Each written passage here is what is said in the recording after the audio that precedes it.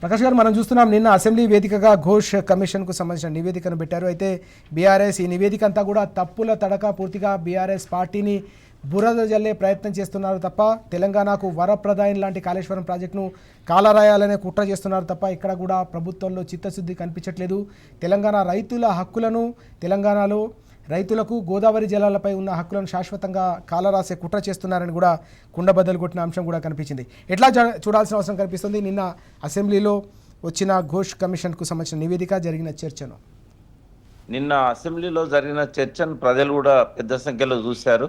దాదాపు అన్ని ఛానల్స్ కూడా లైవ్లో ఆ కార్యక్రమాన్ని టెలికాస్ట్ చేశాయి. Thanks to the Revanth Reddy. ఎందుకంటే ఆయనకు మనం కృతజ్ఞతలు చెప్పాలి. మనం చెప్పాల్సిన అవసరం లేకుండా ప్రజల లోపల తన నిజ స్వరూపాన్ని నగ్నంగా బయట పెట్టుకున్నాడు. రాజుగారు, ఎవరన్నా ఒక అరగంట సమయం ఇచ్చిన తర్వాత 33 మంది అడ్డుతలుగుతారా? 33 సార్లు. ముఖ్యమంత్రి కన్నా సోయి ఉండాలి, లెజిస్లేచర్ మినిస్టర్ కన్నా ఆ జ్ఞానం ఉండాలి. మంత్రులకు నది ఎక్కడుందో తెలియదు, నీళ్ళు ఎక్కడున్నాయో తెలియదు, ఏది ప్రాజెక్టో తెలియదు, ఏది బ్యారేజో తెలియదు. వాళ్ళకు అక్కసంత ఏంటంటే మేము 57 ఏళ్లలో మేము కట్టలేనిది ఒక్క బ్యారేజ్ కూడా కట్టలేదు. 57 ఏళ్లలో ఎక్కడి నుంచి శ్రీరామ్ సాగర్ నుంచి ధవళేశ్వరం దాకా ఆ ఎల్లంపల్లి మొదలు పెట్టినా కూడా మళ్ళీ బీఆర్ఎస్ గవర్నమెంటే కంప్లీట్ చేసింది. మేము ఒక్కడు కూడా కట్టలేదు. ఈయన 5 బ్యారేజీలు కట్టిండు. అన్నారం, సుందిల్లా, మేడిగడ్డ, సమ్మక్క, సీతారామ. అంటే 5 ఏళ్లలో 5 బ్యారేజీలు కట్టిండు. వాళ్ళు 57 ఏళ్లలో ఒక్క బ్యారేజ్ కట్టలేదు.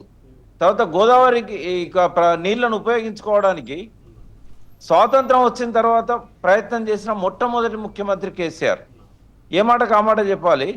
గతంలో ఏ ముఖ్యమంత్రి కూడా చారెడు నీళ్లు గోదావరిలోకి వెళ్ళి తీసి ఇవ్వలేదు. ఎందుకంటే పైన నీళ్లు లేవు. కేవలం శ్రీరామ్ సాగర్ పేరుతోని మనకు వెన్నుపోటు పొడిచి కట్టిన ప్రాజెక్ట్ ఒకటి ఉంది.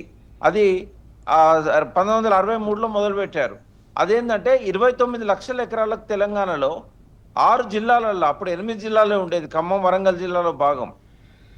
6 జిల్లాలలో, ఒక్క మహబూబ్ నగర్, హైదరాబాద్ తప్ప 6 జిల్లాలలో 29 లక్షల ఎకరాలకు నీళ్ళు ఇచ్చే ప్రాజెక్టును 5.5 లక్షల ఎకరాలకు కుదించి కట్టిండు బ్రహ్మానంద రెడ్డి, అప్పుడున్న నీలం సంజయ్ రెడ్డి, ఆ తర్వాత వచ్చిన వెంగళరావు కానీ వీళ్ళంతా కానీ.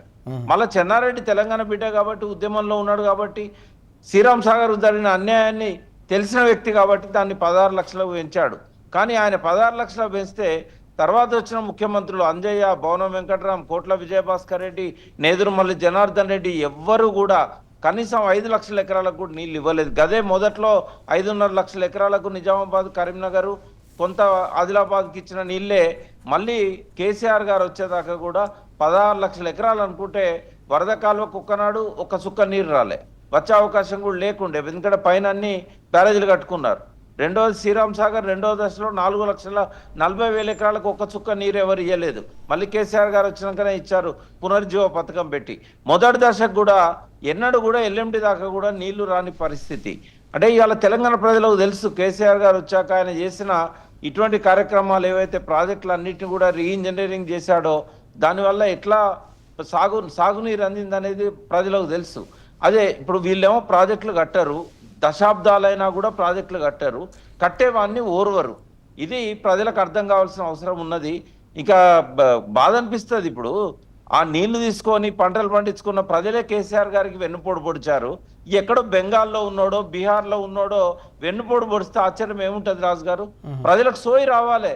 ఇవాళ మనము ఇంత మంచిగా ప్రాజెక్టు కట్టిండు, మన జీవితంలో మన తాత కాలంలో కట్టలేదు, మన తండ్రి కాలంలో కట్టలేదు. నీళ్ళని చూస్తున్నాం తెలంగాణలో, ఎక్కడ చూసినా కూడా మనకి ఎంత నిండుగా కనబడతాయంటే అసలు ఎక్కడికి పో నీళ్లు. మొత్తం 10 సంవత్సరాల్లో మనం తెలంగాణ నిండు కుండలా మార్చినాం. ఇలా అక్కడ నరసింహారెడ్డి గారు ఉన్నారు, నల్గొండలో కానీ మహబూబ్ నగర్లో కానీ మండు టెండల్లో కూడా మే నెలలో వాగులలో నీళ్ళని ఎప్పుడన్నా చూసారా నల్గొండ ప్రజలు కానీ తెలంగాణ ప్రజలు కానీ? వాగు ఎండిపోయారో అని పాట రాసిన గోరటెంకన్నా వాగు నిండిపోయారా అని చెప్పి పాత పాటలన్నీ తిరిగి రాయాల్సిన పరిస్థితి వచ్చింది. ఇంత అనుభవించిన తర్వాత కూడా తెలంగాణకి ఎందుకు ఈ కష్టాలు? ఒక మంచి పని చేసిన కేసీఆర్ గారికి ఎందుకు ఇబ్బందులు? ప్రజలు అర్థం చేసుకోవాలి రాజుగారు. నిన్న 33 సార్లు అడ్డు తగులుతూ ఉంటే రక్తం సలసల మరిగింది. నేను రాజకీయాల్లో యాక్టివ్గా లేను, ఏ పదవి ఆశించడాన్ని కాదు. కానీ ఈ తెలంగాణ కోసం నేను సర్వం వదిలిపెట్టి, అడ్వకేట్ ప్రొఫెషన్ వదిలిపెట్టి ఒక పిచ్చం లాగా పనిచేశాం. 1200 మంది బలిదానాలు చేసుకున్నది ఈ దుర్మార్గుల కోసమా? నీళ్ళ కోసమే కదా.